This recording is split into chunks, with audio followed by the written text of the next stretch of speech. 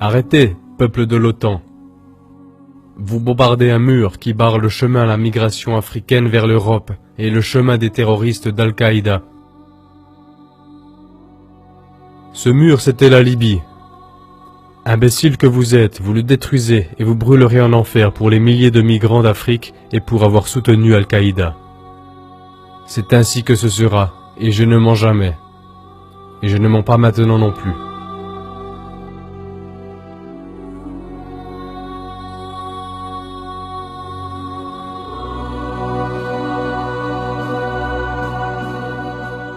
Mémoire de ma vie.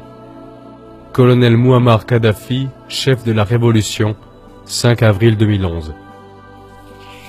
Au nom d'Allah, du bienfaisant, du miséricordieux. Pendant 40 ans, ou était-ce plus, je ne me souviens plus. J'ai tout fait pour donner aux gens des habitations, des hôpitaux, des écoles, et lorsqu'ils avaient faim, de la nourriture. Au Benghazi, j'ai même fait du désert une terre agricole. Je me suis imposé contre les attaques de ce cow-boy de Reagan, lorsqu'il a tué ma fille adoptive orpheline. Il avait essayé de me tuer. Au lieu de cela, il a tué cette pauvre enfant innocente. Ensuite, j'ai aidé mes frères et sœurs en Afrique avec de l'argent pour l'Union africaine.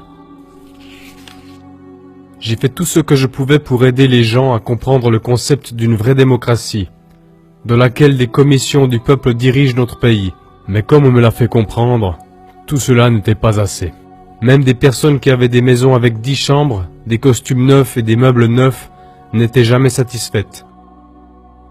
Égoïstes qu'ils étaient, ils voulaient toujours plus. Ils racontaient aux Américains et à d'autres visiteurs qu'ils avaient besoin de démocratie et de liberté, sans reconnaître qu'il s'agit là d'un système coupeur de tête, dans lequel le gros chien mange tous les autres. Mais ils étaient comme ensorcelés par ces paroles, sans voir qu'il n'y a pas de médecine gratuite en Amérique, pas d'hôpitaux gratuits, pas de maisons gratuites, pas d'éducation gratuite et pas de nourriture gratuite. Sans parler des gens qui mendient ou des longues queues pour une assiette de soupe. Non, quoi que j'ai fait, pour certains ce n'était jamais assez. Mais d'autres, eux, savaient que je suis le fils de Gamal Abdel Nasser, le seul vrai dirigeant arabe et musulman que nous ayons eu depuis Saladin.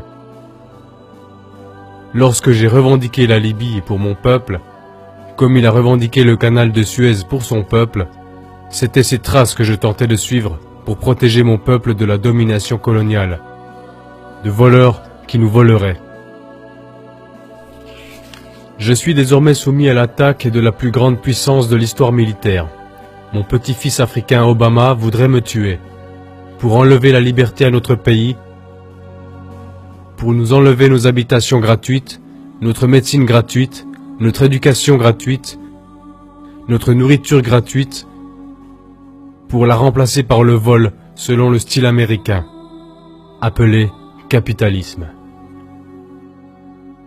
Mais nous tous, dans le tiers-monde, nous savons ce que cela veut dire. Cela veut dire que les grands trusts dirigent le pays, dirigent le monde, et que les gens souffrent.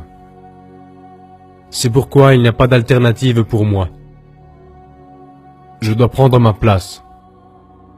Et si Allah le souhaite, je mourrai en suivant son chemin, le chemin qui a rendu notre pays riche en terres agricoles, ainsi qu'en nourriture et en bonne santé.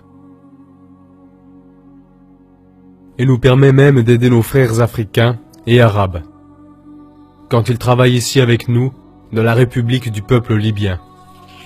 Il n'est pas de mon désir de mourir, mais si cela devait arriver, pour sauver ce pays, mon peuple, tous ces milliers qui sont mes enfants, alors qu'il en soit ainsi. Que ce testament soit ma voix adressée au monde, que je me suis levé contre les attaques des croisades de l'OTAN. Levé contre la brutalité, levé contre la trahison, levé contre l'Occident avec ses ambitions colonialistes. Et que je me suis tenu du côté de mes frères africains, du côté de mes frères arabes et musulmans, comme une colonne de lumière. Pendant que d'autres construisaient des palais, je vivais dans une maison toute simple et dans une tente. Jamais je n'ai oublié ma jeunesse à Sirte, je n'ai pas gaspillé de manière insensée la richesse de notre peuple, Et comme Saladin, notre dirigeant musulman qui a sauvé Jérusalem pour l'islam, j'ai pris peu pour moi-même. En Occident, certains m'ont traité de fou ou d'insensé, mais ils connaissent la vérité et continuent néanmoins à mentir. Ils savent que notre pays est libre et indépendant, et non sous le joug des colonialistes. Que ma vision, mon chemin est compréhensible et l'a toujours été, et qu'elle est dans l'intérêt de mon peuple, et que je vais me battre jusqu'au dernier souffle pour nous garder libres. Puisse Allah le Tout-Puissant nous aider à rester croyants et libres. Colonel Mouammar Kadhafi, 5 avril 2011.